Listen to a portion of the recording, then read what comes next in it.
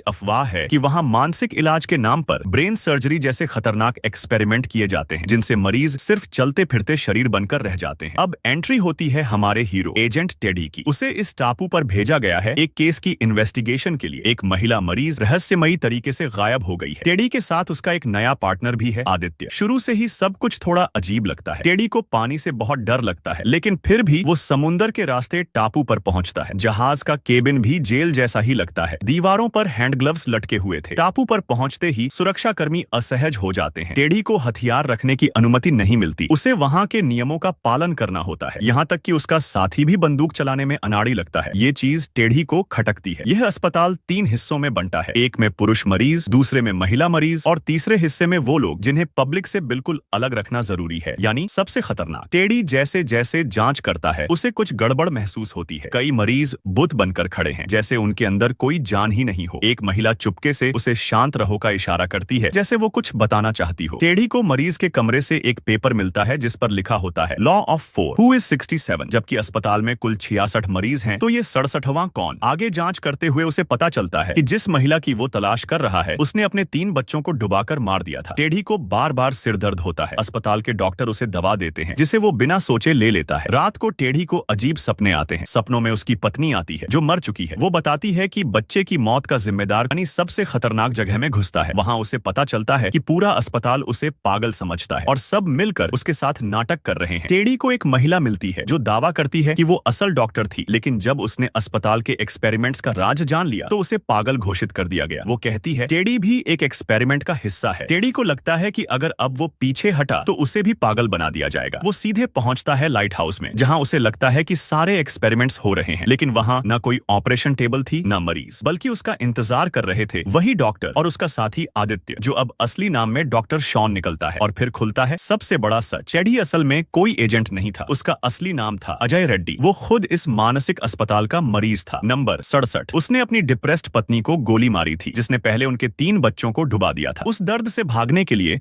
उसने अपने दिमाग में एक नई कहानी गढ़ ली, एक फेडरल एजेंट वाली। पूरा अस्पताल पिछले 2 साल से उसके इलाज की कोशिश कर रहा था, ताकि वो सच का सामना कर सके। और ये आखिरी कोशिश थी। सब मिलकर उसकी फैंटेसी में वो सच्चाई को स्वीकार नहीं कर पाता।